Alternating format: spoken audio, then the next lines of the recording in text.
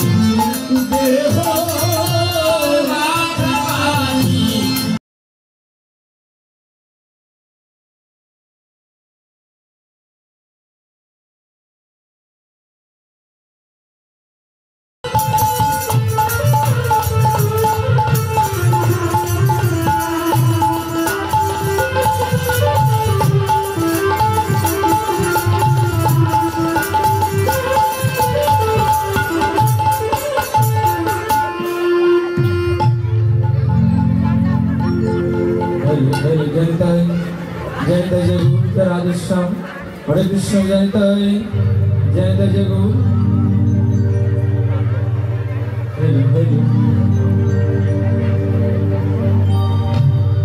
Hare Krishna Hare Krishna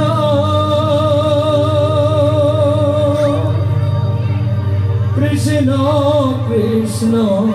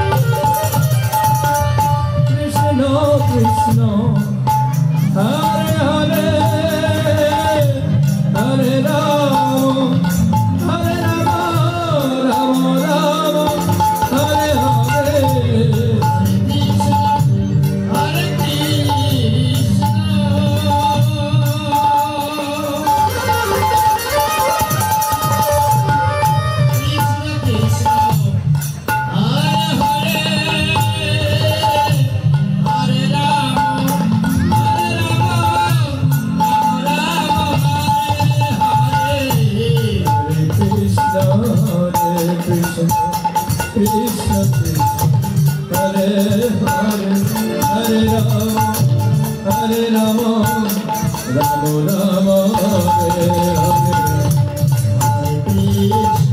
Hare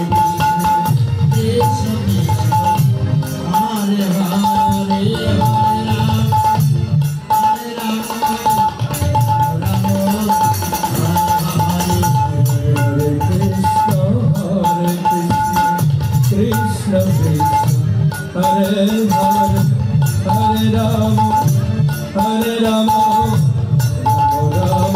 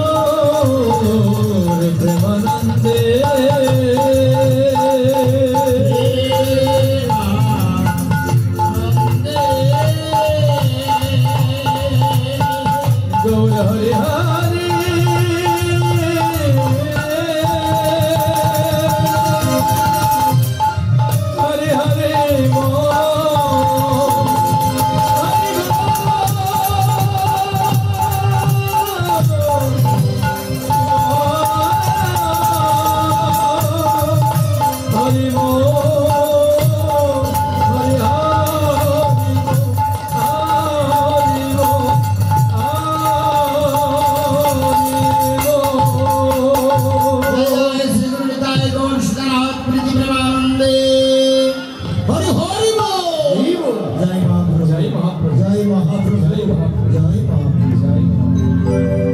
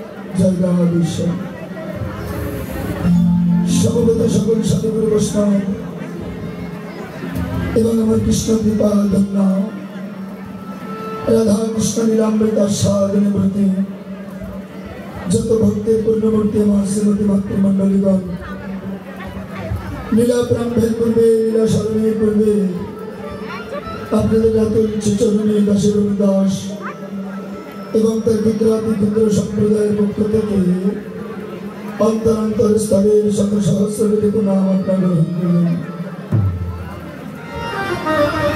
গীতব্য বিষয়ে যে লীলারসটি আস্বাদন করব বলে এখন আমরা ব্রতী হয়েছি, সেই লীলাটি হল আমার গৌর গোবিন্দের অভিসার অনুরাগ। প্রত্যেকটা লীলার ভিতরে ভগবান অপূর্ব তত্ত্ব লুকিয়ে রেখে গেছেন। প্রত্যেকটা লীলার ভিতরে ভগবান জীব শিক্ষার কথা বলেছেন, জীবের চৈতন্যের কথা বলেছেন। এই জন্য প্রত্যেকটা লীলা খুব মনোযোগী, মনটাকে স্থির হয়ে আস্বাদন করবার প্রয়োজন। মায়েরা কথা নয়, প্রত্যেকটা কথা মন দিয়ে শুনবেন। কিছুক্ষণ পূর্বে যে লীলাটা আস্বাদন করেছেন আমার শ্রীকৃষ্ণের উপমা ধৈর্য বর্ণনা। রূপ হলো স্বরূপ তত্ত্ব, যা গুরুচরণ আশ্রয় করে ভক্ত লাভ করতে পারে। আর অভিশাপ তত্ত্ব হলেন সম্পূর্ণ কর্মতত্ত্ব, অর্থাৎ গুরুর কাছ থেকে স্বরূপ তত্ত্ব জেনে ভক্তকে কর্ম সাধন করে সেখানে যেতে হয়, তারপর হবে রাস। সেখানে যদি আপনি উত্তীর্ণ হতে পারেন তবে মহারাসে ভগবানের সঙ্গে আপনার আমার মিলন হবে। তত্ত্বে বলছেন ভগবান হলো বিশাল একটা অগ্নি স্ফুলিঙ্গের মতো, আর আপনি আমি ক্ষুদ্র স্ফুলিঙ্গ। দেখবেন কোথাও যখন আগুন জ্বালানো হয়, দেখবেন এই বৃহৎ অগ্নি স্ফুলিঙ্গ থেকে ক্ষুদ্র ক্ষুদ্র অগ্নি স্ফুলিঙ্গ ছিটকে বাইরে পড়ছে।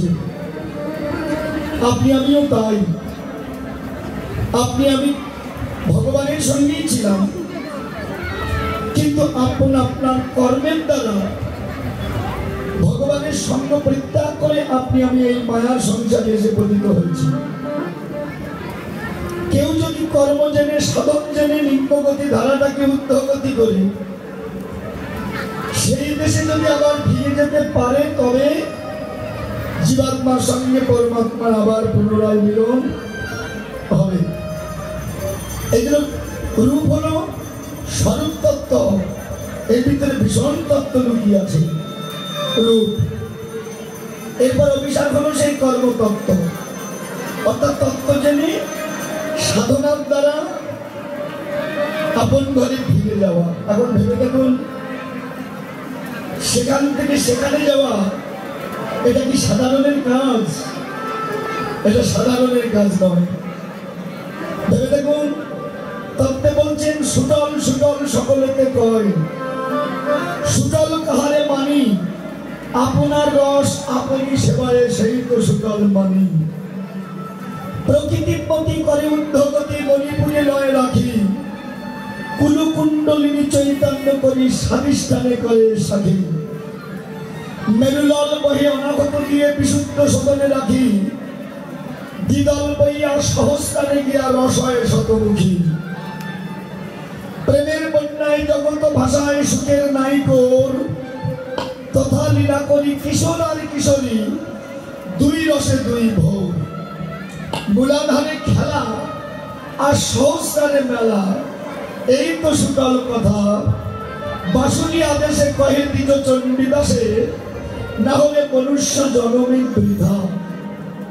যদি সাধনের দ্বারা সেখানে পৌঁছাতে পারো তাহলে মনুষ্য জনম ধন্য, না হলে এই জন্ম মৃত্যুর চক্রে বারবার আপনাকে আমাকে নিষ্পেষিত হতে হবে, বারবার এই সংসার যেতে আসতে হবে। আসতে মায়েরা, ও টুনির মা, কথাগুলো মন দিয়ে শোনো, তোমাদের জন্য বলছি। আজকে রজনী চলে গেলে কেউ আর এমন করে বলবে না, কেমন? এই জন্য কথাগুলো একটু মনোযোগ দিয়ে শ্রবণ করুন, কারণ মন যদি স্থির না হয় না, যতই কৃষ্ণ কথা শুনুন না কেন কাজ হবে না। আপনি রান্না করছেন, রান্নায় মন দিন। রান্নায় যদি মন না থাকে না, দেখবেন হয় দুবার লবণ দিয়েছেন, না হলে মোটেও দেননি। কেন এমন হলো? না, রান্নায় আপনার মন নাই। তখন যেদিন যে কর্ম করবে সেই দিন সেই কর্মে নিজেকে ডুবিয়ে দিন, কৃপা আপনার হবে ঈশ্বরের জয়। এই জন্য প্রত্যেকটা কথা খুব মনোযোগ দিয়ে শুনতে হবে মা, এর ভিতরে গভীর তত্ত্ব আছে। আমি বলবো বলে দাঁড়িয়েছি, যদি শোনেন দেখবেন এর মধ্যে কি অমৃতময় আছে জানেন। আমাদের ওখানে টেপার মান না একটা গাভী ছিল, তো গাভী এক পর বেশি দুধ দেয় না, তো টেপার মা খায় এক পর, বাইরে সাপ্লাই করে এক পর, তাহলে কপা হলো বলুন তো মা? দুপা। কিন্তু গাভী কিন্তু এক পর বেশি দুধ দেয় না। এমন সময় নালুর মা এসছে, দিদি রে জামাই এসছে বাড়িতে, বলে পায়েস খাবে, যদি এক পর দুধ দিস। ও তো মাথায় হাত দিয়েছে, কি সর্বনাশ, আমার গাভী তো এক পর বেশি দুধ দেয় না, আমি আর আমার টেপা খাই এক পর, বাইরে সাপ্লাই করি এক পর, আর তুই এসছিস, তাহলে তোকেও এক পর দিলাম, বাবা হলো 3 পর, দুধ কিন্তু এক পর। এমন সময় আমার গেদার মা এসছে, দিদি রে ছেলে খুব অসুস্থ, বলে ডাক্তার বলেছে ওকে দুধ খাওয়াবে, কোথায় পাই তোর কাছে, যদি এক পর দুধ দিতিস। ও বলছে হায় রে, গাভীর আমার সাইজ ভালো, সব ভালো, কিন্তু এক পর বেশি দুধ দেয় না, তো আমি আর আমার টেপা খাই এক পর, বাইরে সাপ্লাই করি এক পর, আবার নাইলুর মা এক পর নিয়ে গেছে, আবার তুই এসছিস, তো মেয়ে সাদায় যদি দেখে তা তোকেও এক পর দিলাম, মানে জল দিকে দিকে যদি সাদায় দেখে তা তোকেও এক পর দিলাম। তো মা, মায়েদের যে অবস্থা আমাদের সাদায় দেখবে নাকি না, এই চিন্তাই করি। কেমন? এই জন্য কথা নেবেন, কথাগুলো খুব মনোযোগ সহকারে শুনবেন। কেমন? তত্ত্বে বলছে দেহ তত্ত্ব না জানিলে তারে রসিক বলে না, দেহের মধ্যে পঞ্চরসের ভাণ্ড আছে তুমি সন্ধান করলে না, পঞ্চরসের ভাণ্ড আছে তোমার দেহের ভিতরে, টক ঝাল নুন তাতিত মিষ্ট রূপ ধরে যারা রসের ধ্যান করে। চলুন সে অমৃতময় কৃষ্ণ কথা আমরা আস্বাদন করবো, আপনার চিত্ত নিবেশ করে প্রতিটা কথা আস্বাদন করবে।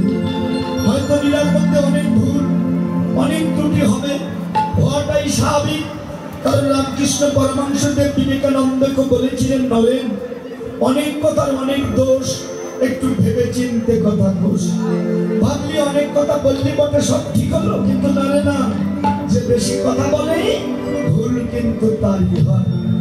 তো নয় নয় করে 2-3 ঘন্টা করতে হবে, ভুল তো আমারই হবে। আপনার সাধুগুরু বৈষ্ণব নিজ গুণে কৃপা করে সেই ভুল ত্রুটিগুলো ক্ষমা আমার জন্য করুন। জয় জয় শ্রী গুরু নিতাই গৌর সীতারাম হরি হরি হরি হরি হরি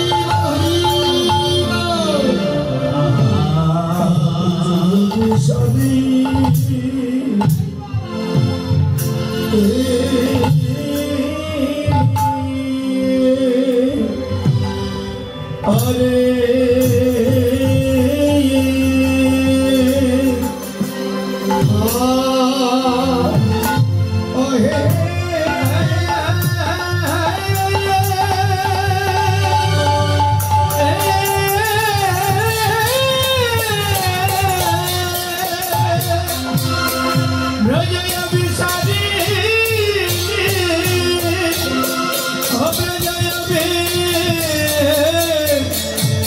আরে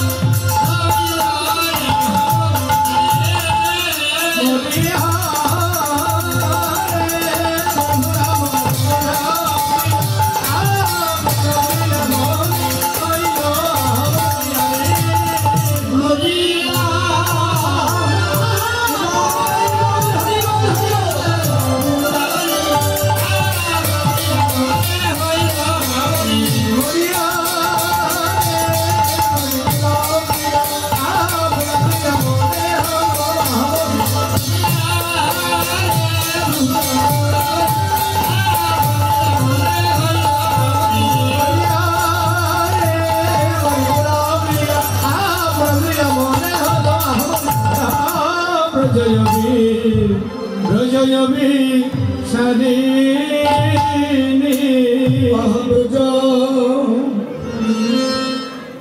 ব্রজয়বি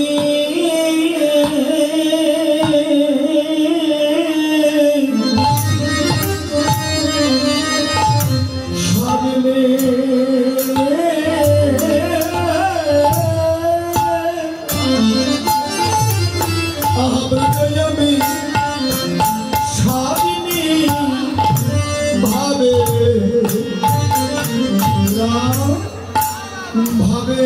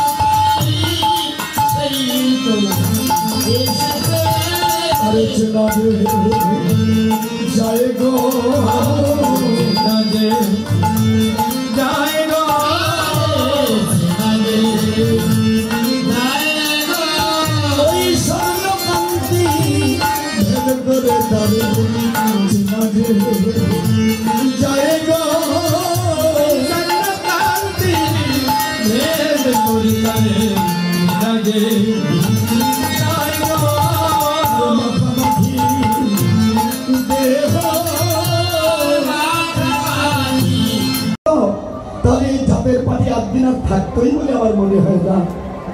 এই জন্য কে ছোট জাত কে নিচু জাত এই পার্থক্য এখন করতে যাবেন না। সবার সময় এসেছে হিন্দু ধর্মকে সনাতন ধর্মকে বাঁচাবার।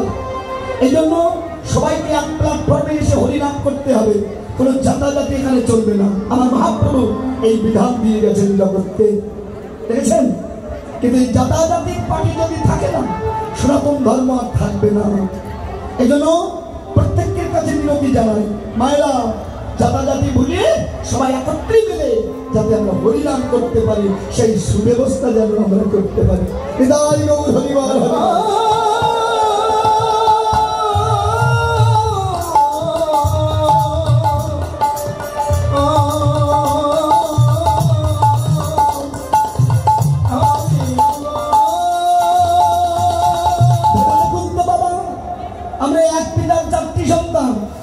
কেউ ব্রাহ্মণ হয়, কেউ ক্ষত্রিয় হয়, কেউ বৈশ্য হয়, কেউ শূদ্র হয়। কি করে? আমাদের আদি পিতা হলো মনু, মা হলো শতরূপা। ভেবে দেখুন, আমরা এক পিতার সন্তান সবাই। কেউ ছোট কেউ বড়, কেন? এগুলো আমাদের তৈরি করা, ভেবেছেন? এই জন্য কর্ম বুঝে মানুষের এই জাতাজাতি ভেদ করা হয়েছে। এই জন্য এখনো সময় আছে, আমরা সেই জাতাজাতি থেকে বেরিয়ে আসতে হবে। অদূর ভবিষ্যতে সনাতন ধর্মকে আমরা রক্ষা করতে পারবো না। মায়েরা কথাগুলো খুব মনোযোগ হইতে হবে, খুব মন দিয়ে কথাগুলো শুনতে হবে। তাই খুব ছোট জাতের মেয়ে, হরিজন ফ্যামিলির মেয়ে, ও প্রত্যেক দিন সীমা রঙ্গনে যেতে মহাপ্রভুর বদলে হরিনাম শ্রবণ করবে বলে সবাই মহাপ্রভুর চরণ ধরে খাবে। ছোট্ট মেয়ে, ওর মনেও বড় বাসনা জাগে, যদি আমি প্রভুর চরণে স্পর্শ করতে পারতাম, আমি যদি মহাপ্রভুর চরণ ধরে অঙ্গে মারতে পারতাম। কিন্তু আমি যে ছোট জাত, আমি যে নিচু জাত, আমি কি করে মহাপ্রভুর শব্দ করবো? আমাদের স্পর্শে মহাপ্রভুর জাত চলে যাবে। দেখেছি মায়েরা, একদিন শ্রীবাস ঠাকুরকে ডেকে বলছে, ঠাকুর আমার একটা কথা আপনি রাখবেন কি? আচ্ছা, আমার মনে বড় ইচ্ছা হয় যে আমি প্রভুর চরণ সেবা করবো, কিন্তু আমি তো ছোট জাত, আমি তো হরিজন ফ্যামিলির মেয়ে, আমি তো প্রভুর সংস্পর্শে যেতে পারি না। আচ্ছা, ভয় করলে হয় না কি? প্রত্যেকের দিন কত সাধুগুরু বৈষ্ণব আসে, আমার নিতাই চাঁদ আসেন, আমার গৌর হরি আসেন, আপনি তাদের প্রত্যেক দিন সুরধনির জল এনে চরণ সেবা করেন, তাদের সেবা কার্য চালান। আচ্ছা, ওই জলগুলো যদি আমি তুলে দিই, অসুবিধা হবে কি বাবা? এই জলগুলো যদি আমি তুলে দিই, সেই আনা জলে কি ভগবানের সেবা হবে না? দেখেছেন মায়েরা, কি করে ভগবানের সেবা দেওয়া যায়? এই যে যজ্ঞ করছে আমার দাদারা, এখানেও আপনি সহযোগিতা করে যজ্ঞের অংশীদার হতে পারেন। যদি বলেন টাকা দিয়ে সবাই হয় না, পয়সা লাগবে না, কিন্তু এখানে যত সাধুগুরু বৈষ্ণব এসেছে, আপনি যদি তাদের সেবা দিতে পারেন, আপনিও একজন যজ্ঞের অংশীদার হয়ে গেলেন। এগুলো প্রত্যেককে উচিত, এগুলো আমাদের করা উচিত। কিন্তু আমাদের সনাতন জাত, এই হিন্দু জাত এত বড় হিংসা, একজন করে আর একজন খিটমিট করে।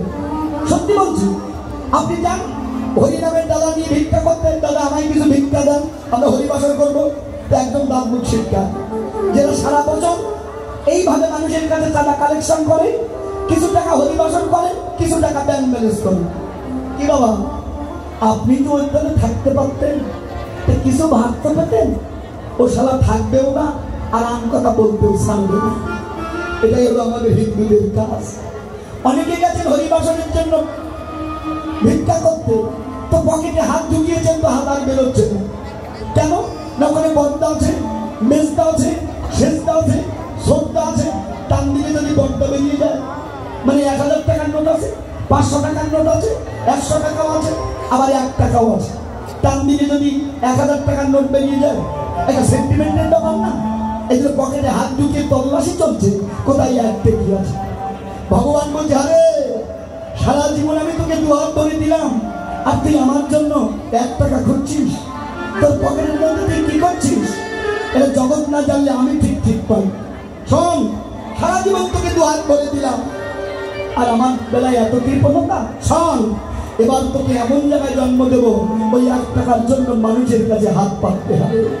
দেখছেন, ভগবান বলছে আমি দিয়েছি, যারা আমার দেওয়া বস্তু আমাকে সেবা না দিয়ে খায়, এরা চোর ছাড়া আর কিছু নয়।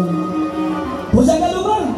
ব্যাংক ব্যালেন্স করেছ, সবকিছু তিনি দিয়েছেন, তিনি যখন কেড়ে নেবে সব কিছু ছেড়ে যেতে হবে। দেখেছেন, দিয়ে ধন বুঝে মন, কেড়ে পাচ্ছেন আপনার কতটা সরল হৃদয়। জানেন আজ দেবেন না, যেটুকু ভগবানের সেবায় দিয়েছেন ওটুকুই আপনার জন্য তোলা থাকবে, ওটাটুকুই আপনার প্রারব্ধে থাকবে। মানুষের লক্ষ লক্ষ টাকা, কোটি কোটি টাকা হয়েছে, আপনার ঈর্ষা হয়, ঈর্ষা করে কোনো লাভ নাই। আপনার প্রারব্ধে ওইটুকু ছিল, আপনি পেয়েছেন। ও যতটুকু পেয়েছে ভগবান ওর জন্য তুলে রেখেছিল, তাইও পেয়েছিল। দেখেছেন মায়েরা?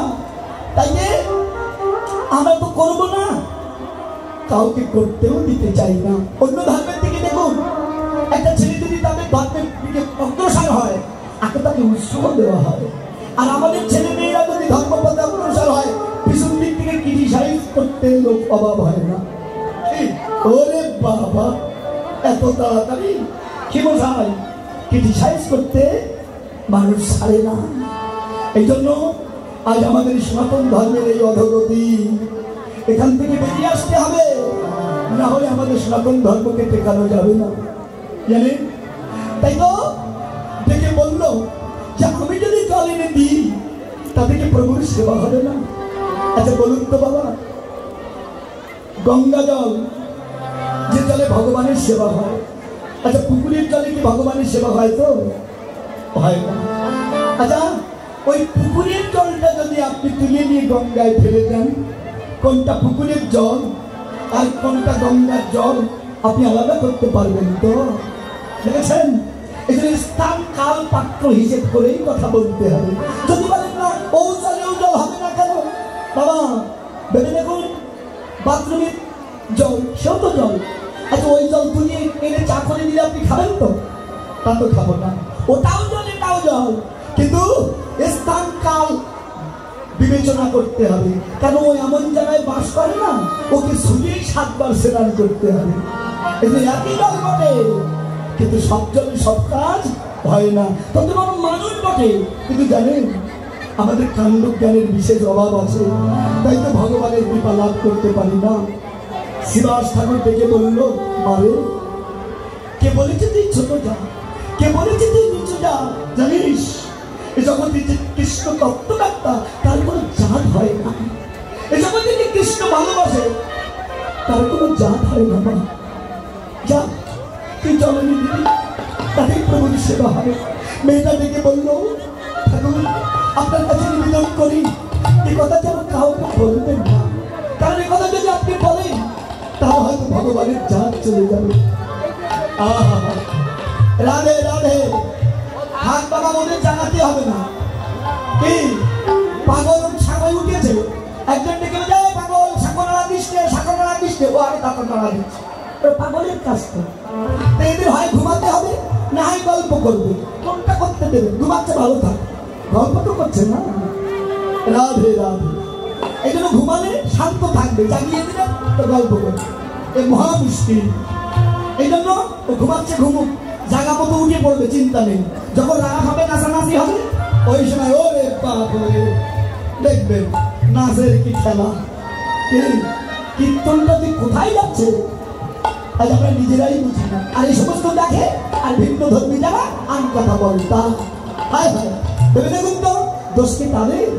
দোষ তাদের নয়, দোষ আমাদের। কারণ আমরাই আমাদের ধর্মকে ধ্বংসের দিকে নিয়ে যাচ্ছি, এটা আমরাই বুঝি না। কথাগুলো খুব মনোযোগী হতে হবে মা, ভেবে দেখুন। তাই যে ওই মেয়েটা প্রত্যেকের দিন সুরধনী গঙ্গা থেকে জল তুলে যায়, আর সেই জলে আমার ভগবানের সেবা হয়। দূর থেকে নয়ন জলে কাটে, এর বেশটা একটু ধরে রাখতে হবে। বেশটা দূর থেকে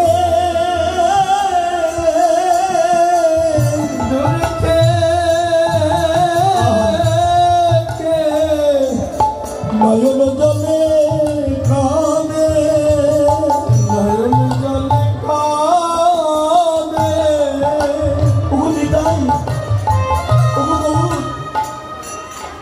তুমি কেন আমায় এমন নিচু করে জন্ম দিয়েছো বলতে পারো? সবাই তোমার সত্য পায়, সবাই তোমার আপন চরণে স্পর্শ করার অধিকার পায়। ও আমি ছোট জান বলি, আমাকে তোমার চরণ থেকে বলবো ক্ষমা করো।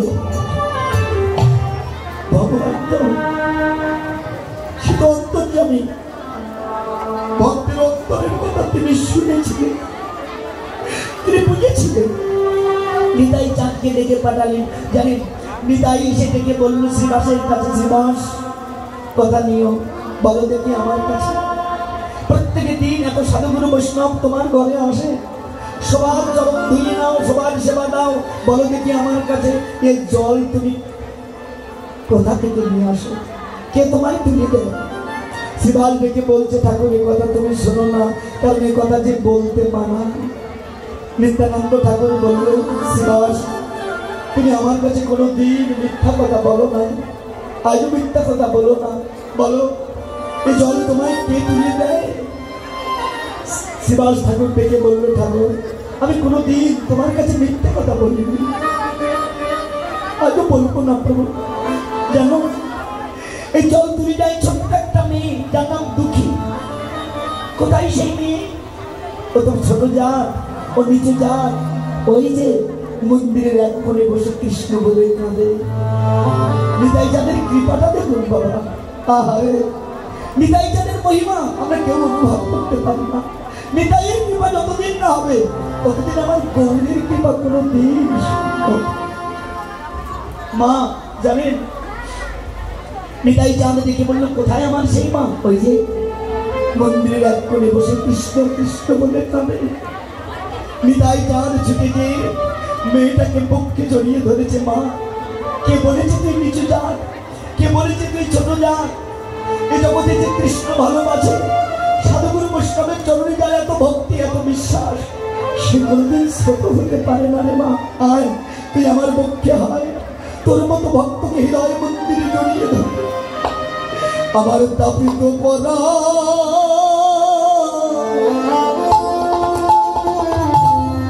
আমি সীতা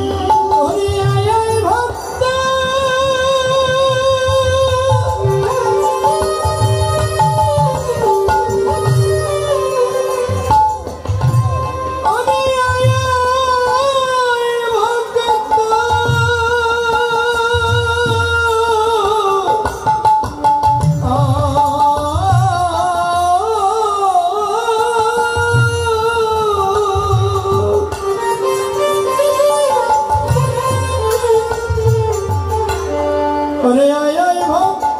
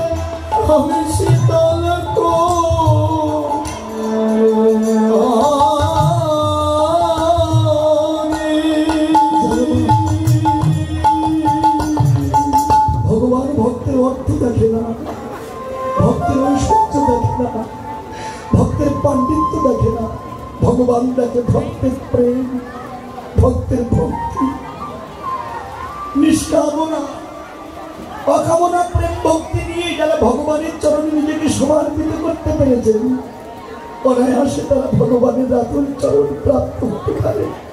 জানেন এক ভক্ত ভগবান বুদ্ধের কাছে গিয়েছিলেন, প্রভু আমি অনেক কিছু জানি তথাপি আমি আপনার কাছে আরো কিছু জানতে চাই, কৃপা করে আপনার রাতুল চরণে আমাকে একটু ঠাঁই দিন।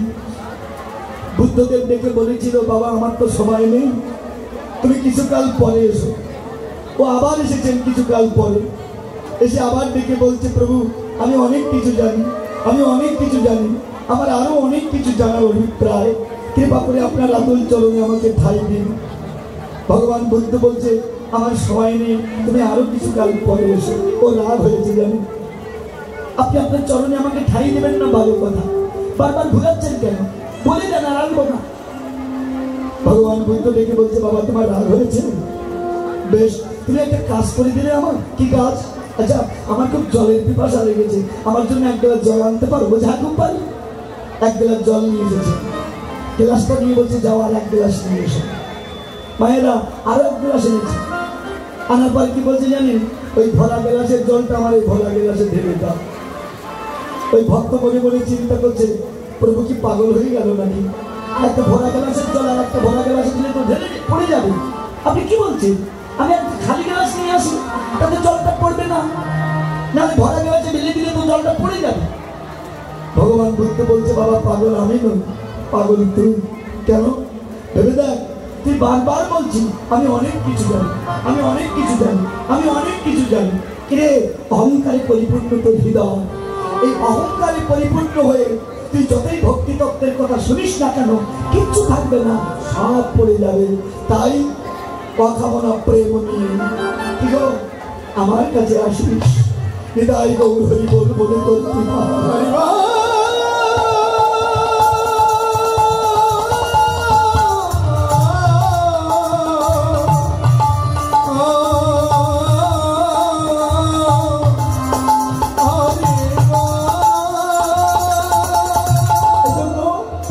ভগবান পাণ্ডিত্য দেখে না, ঐশ্বর্য দেখে না, প্রতিপত্তি দেখে না, ভগবান দেখে ভক্তের ভাব, ভক্তের প্রেম,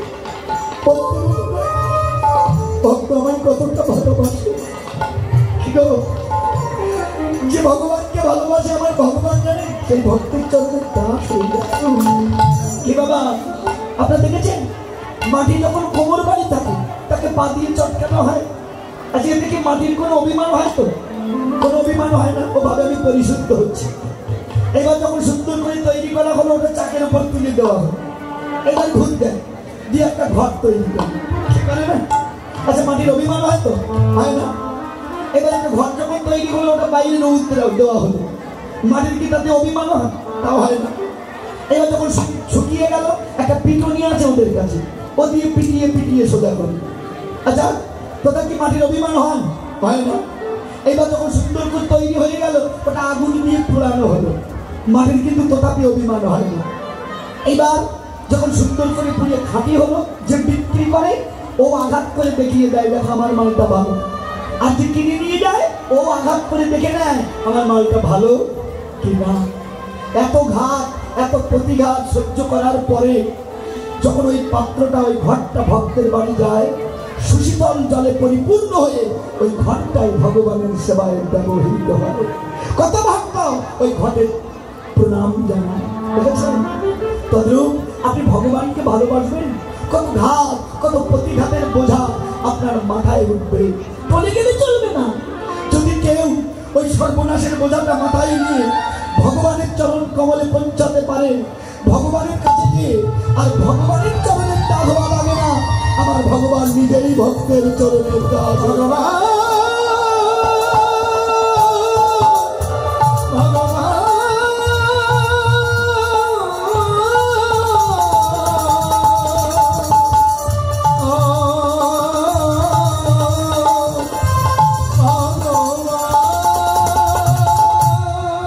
ভগবান সুখ চায় না,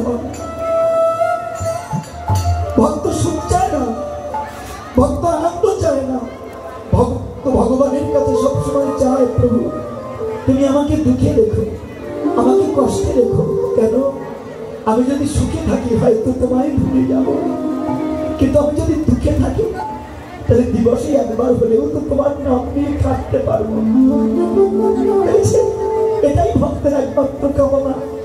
যখন কুরুক্ষেত্রের যুদ্ধ সমাপন হয়েছিল, রাজৈশ্বর্য সব পাণ্ডবরা পেয়েছিল, জানেন স্বয়ং ভগবান কুন্তি দেবীর সম্মুখে এসে দাঁড়িয়ে বলেছিল, পিসিমা এবার আমায় অনুমতি দাও মা, এবার আমি আসি।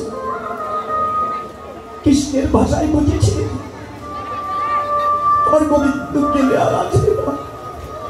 ডেকে বলেছিল, ওগো দয়াময় তুমি তো চলে যাবে, এই তো তোমার শেষ যাওয়া, তো যাওয়ার সময় আমি তোমার কাছে কিছু প্রার্থনা করবো, তুমি আমায় দেবে? কৃষ্ণ বলেছিল, পিসিমা তোমার জন্য যুদ্ধ করলাম, রাজৈশ্বর্য তোমার ছেলেরা পেল, তুমি রাজমাতা হয়েছ, কিসের অপূর্ণতা তোমার বলো? তুমি যা চাইবে আমি তোমাকে তাই দেবো, বলো কি চাও? কুন্তি কি বলেছিল জানেন? শুনলে সমস্ত অঙ্গ পুলকিত হয়ে যায়, জানেন শিহরে উঠে। দেখে বলেছিল, কৃষ্ণ তোমার কাছে আমি ধন চাই না, ঐশ্বর্য চাই না, কারণ যাওয়ার আগে তুমি অনেক কিছু আমাকে দিয়েছ। প্রভু যাওয়ার বেলায় শুধু একটা বস্তু চাই, কি?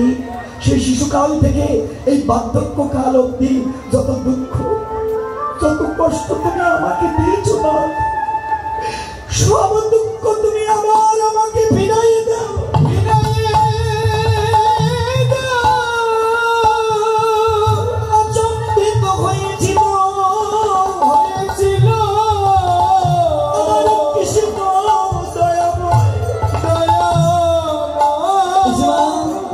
আমি তোমার জন্য যুদ্ধ করলাম, রাজৈশ্বর্য তোমার ছেলে এলো, তোমার ছেলে রাজা হয়েছে মা, বিদায় বেলা কেন এমন কটু বাক্যে আমার অন্তর বিদীর্ণ করলে বলো মা? আমি কোনো অপরাধ করিনি তো মা, কোনো করেনি। কুন্তি দেবী কেঁদে বলেছি, কৃষ্ণ তুমি ভগবান, তুমি সব জানো, আমি কিছু জানি না, দয়াময় ভেবে দেখো তো প্রভু, যেদিন আমার কেউ ছিল না, আমার ছেলেরা মনে মনে ঘরেছে, এক মুঠো অন্যের জন্য মানুষের দ্বারে দ্বারে ভিক্ষা ব্যক্তি করেছে, জানো প্রভু সেদিন কেউ ছিল না, কিন্তু প্রভু তুমি তো আমার ছেলে, আজ আমার ছেলেরা রাজা হয়েছে, এই রাজ্য স্বরূপে তোমাকে ভুলে যাওয়ার আগে, প্রভু তুমি যে আমাদের ছেড়ে চলে যেতে চাইছো,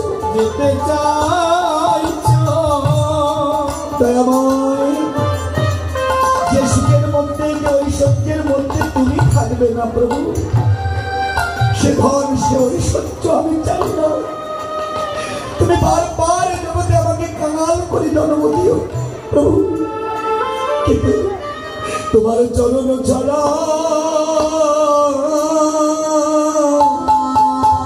আমায় করে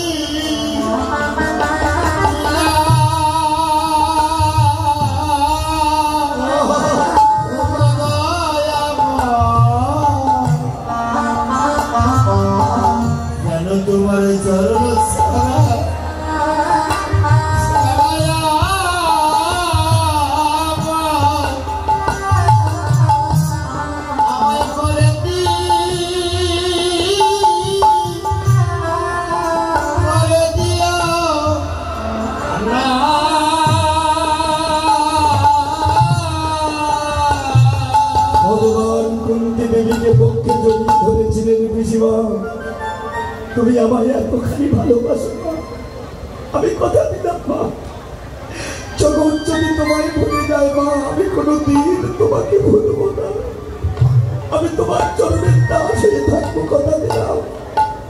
এই জন্য ভগবান নিজে মুখে বলেছেন, ভগবানের প্রতিজ্ঞা এক আছে পূর্ব হইতে, যে জয়ছে হরে কৃষ্ণ কৃষ্ণ হরে করেছে।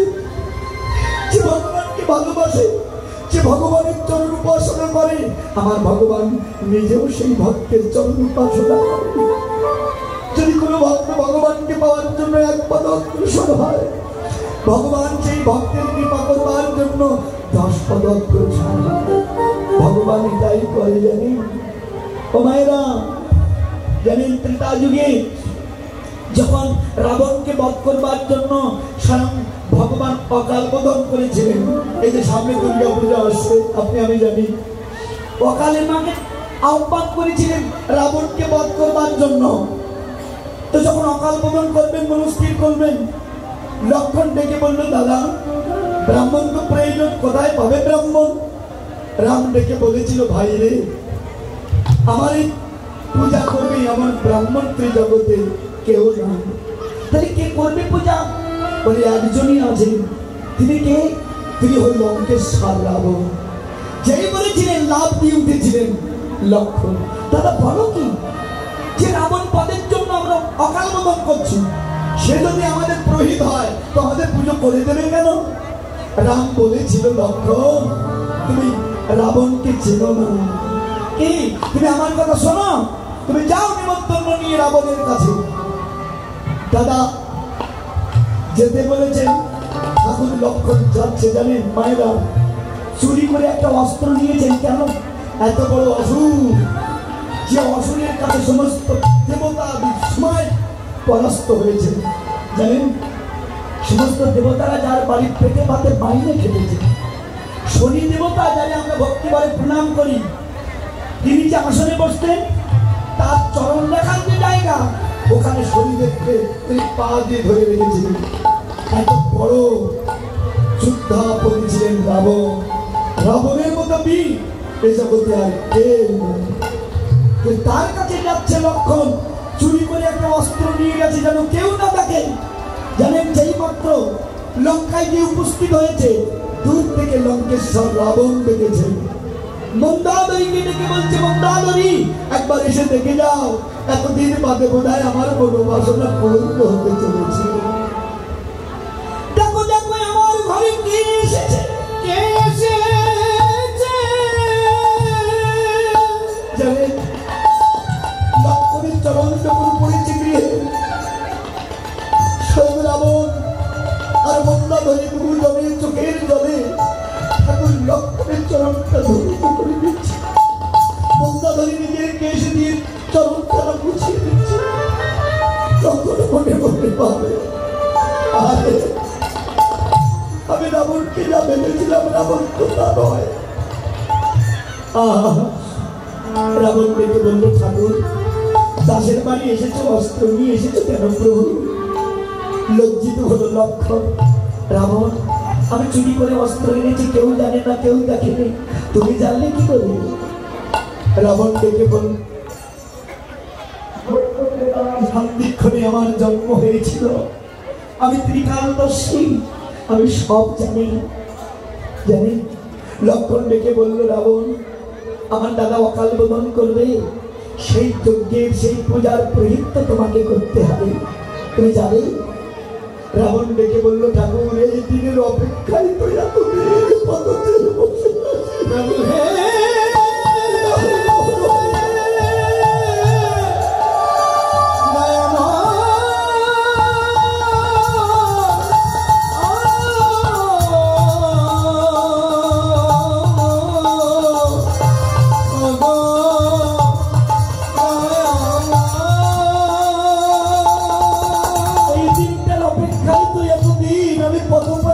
বসে আছি। যখন রাবণ গিয়েছিলেন রামের কাছে, আপনারা অনেকেই জানেন, ভগবান এক ঘটি জল নিয়ে রাবণের চরণের পাশে বসেছিল। রাবণ ডেকে বলল, প্রভু জল আনলে যে, কি করবে জল দিয়ে? প্রভু ডেকে বলেছিল, রাবণ আমি তোমার চরণটা ধুয়ে নেব, আমি তোমার চরণটা ধুয়ে নেব। রাবণ চরণটা সরিয়ে নিয়ে বলল, এ কি প্রভু, এ তুমি কি বলছো? তুমি জগৎ জীবন তোমার চরণ পাওয়ার জন্য কত যোগী ঋষি কল্প তারা সারা জীবন তপস্যা করছে, আর তুমি আমার চরণ দৌত করে নেবে, এদিকে আমার অপরাধ হবে। ভগবান ডেকে বললেন, রাবণ তুমি আমায় বাধা দিও না, আমায় বাধা দিও না। কেন জানো?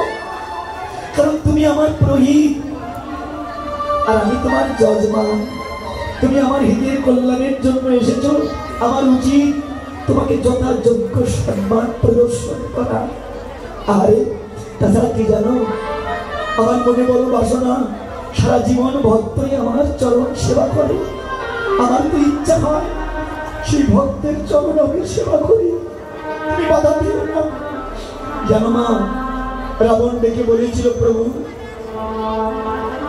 তোমার কাছে আজ আমি পরাভূত হয়েছি প্রভু, কিন্তু প্রভু আমারও সময় আসবে, সেদিন কিন্তু তুমি আমাকে ফিরিয়ে দিতে পারো। ও মায়েরা, তারপর তো আপনারা সবাই জানেন পূজা সমাপন হলো, ইচ্ছা অনুযায়ী বাঞ্ছা পূর্ণ করেছিলেন ভগবান।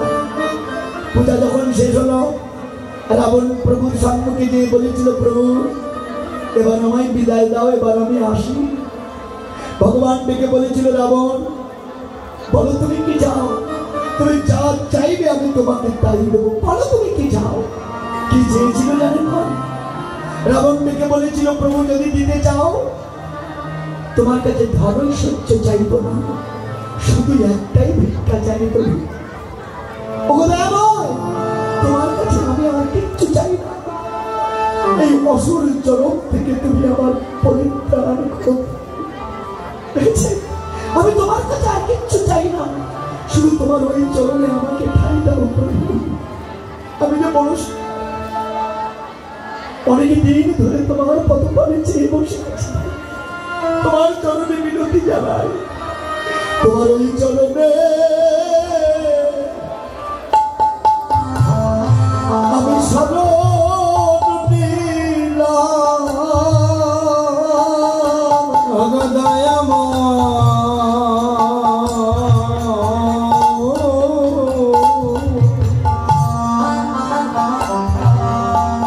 তোমার ইচ্ছা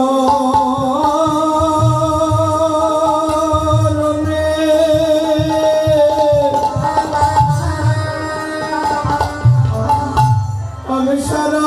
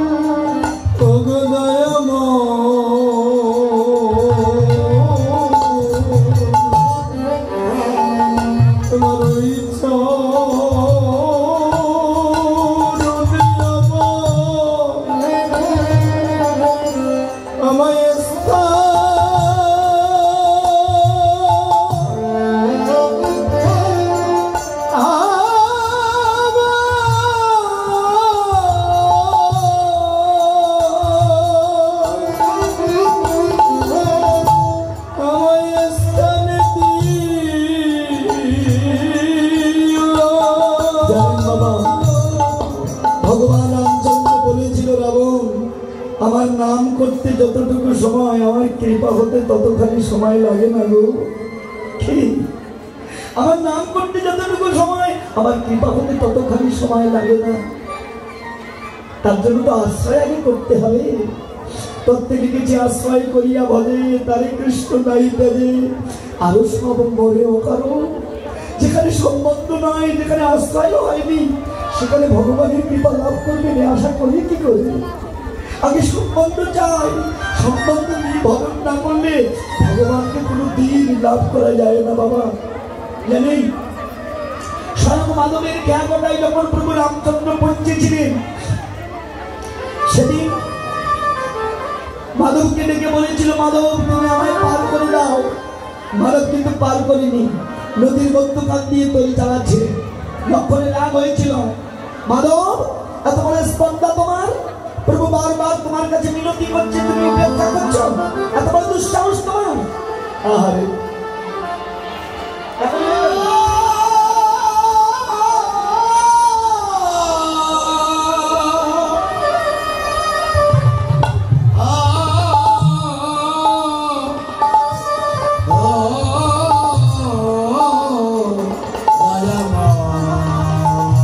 এখন যেন কেউ গীতা টিকা দিতে আসবেন না, খবরদার। খাওয়ার কাজে বাড়ি নিয়ে যাবেন, কেমন? কারণ এখন এরকম সময় এই সমস্ত দেওয়া মানে ভক্তি নষ্ট হয়। অনেকে মনে করে কি জানেন, জীবনে 108খানা গীতা দান করলে গোষ্ঠী উদ্ধার হবে, তো ধ্বংস হবে আরো, ও জানে না কেন। এরকম 108খানা গীতা দিলে যদি মানুষ উদ্ধার হয়ে যেত, ভরি ভরি লোক আছে, কোটি কোটি টাকা আছে, এরকম 1000খানি গীতা দান করে তারা উদ্ধার হয়ে যেতে পারে, কিচ্ছু হবে না, ওদের আরো সর্বনাশ হবে। কেন জানেন? কারণ আমাকে গীতা দেবেন, আমি কিচ্ছু করবো না, আপনি বিক্রি করে দেবো বাজারে, জানেন? এই জন্য যাত্রার গীতা দিতে নেই, গীতা বেশি দিতে হবে না, 1খানা দেবেন। কোন গীতা জানেন? এই দেহটা গীতার সাদৃশ্য, এই দেহ গীতাটাই ভক্ত সঙ্গে ফেলে দাও, নিতাই গৌর হরি বল বলে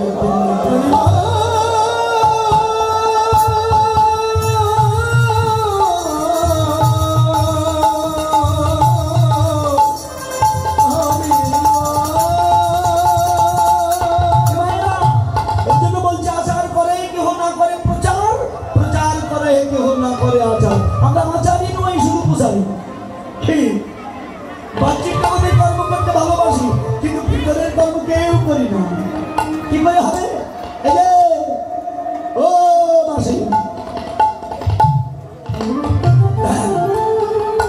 এত ভেজাল কীর্তন এখানে, সত্যি হৃদয় গৌর হরিব। কথাগুলো মন দিয়ে শোনো না। আজকে হরিবাসনে সবাই আমরা সমবেত হয়েছি। রজনী প্রভাতের সঙ্গে সঙ্গে আমার মধুময় বৃন্দাবন ভেঙে যাবে, আর এই সাধু সঙ্গ পাবে না, কেমন? এই জন্য এখানে বসে দয়া করে আন কথা কেউ বলো না, কারণ এমন দিন চলে গেলে আর জীবনে কোনোদিন ফিরে আসবে কিনা তা ঠিক না। এই আমার দাদারা আমি দেখি, সত্যি আমি অবাক হয়ে যাই। 70-80 কিলোমিটার দূর থেকে এখানে এসেছে হরি কথা শুনতে। রুচি কথা নাম করে না ঘরে থাকতে দিতে চায় না, পাগলের মতো তাকে ঠেলে। কেন না? বিষ্ণুপ্রিয়াকে যখন মহাপ্রভু ছেড়ে চলে গিয়েছিলেন, যত নবদ্বীপ পাশে বলেছিলেন, ওরে প্রিয়া রে, তোর মতো হতভাগিনী জগতে আর কে আছে বলতে পারিস? প্রভু যে তোকে ত্যাগ করে চলে গেছে। বিষ্ণুপ্রিয়া দিকে বলেছিল, আমার মতো সৌভাগ্যবতী জগতে কেউ নয়। কেন জানিস? যে লোকটাকে দর্শন করবার জন্য লক্ষ মানুষ ভিড় করে যায়, সে মানুষটা তো লক্ষ মানুষের নয়, সে মানুষটা তো আমার মানুষ। আর সে মানুষটা যদি আমার হয়, এ জগতে আমার মতো সৌভাগ্যবতী আর জগতে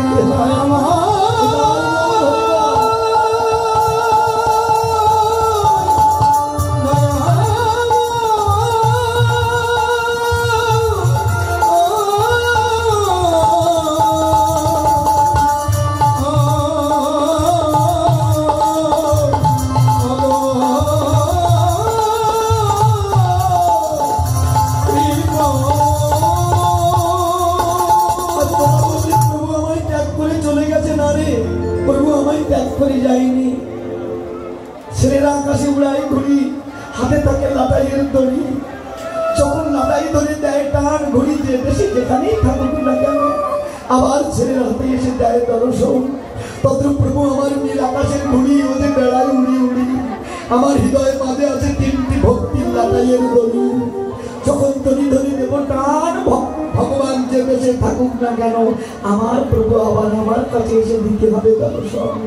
জানেন, তদ্রূপ ভক্ত সেই ভক্তির টানে, প্রেমের টানে ছুটে আসে কানালের মতো। কেন জানেন? ভক্ত এবং ভগবানের সঙ্গে যেন একটা সম্বন্ধ তৈরি হয়ে যায়। আর ভগবান আর ভক্ত থাকতে পারে না ওই ভক্তির টানে। ভগবান যেমন ভক্তের কাছে আসে, তদ্রূপ ভগবানের আকর্ষণে ভক্ত তেমন ভগবানের কাছে ছুটে আসে। হৃদয় গৌর হরিবল।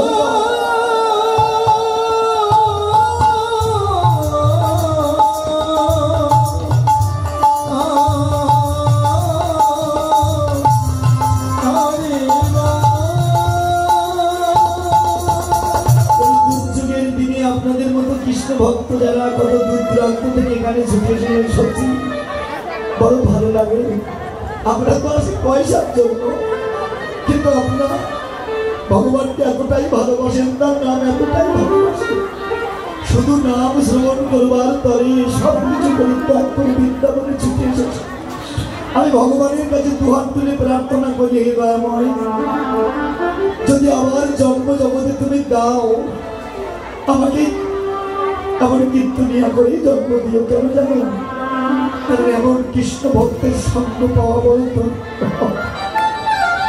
আমি যেন বারবার আপনাদের মতো সাধুগুরু বৈষ্ণবের চরণ যেন পাই। হৃদয় গৌর হরিবল হরিবল।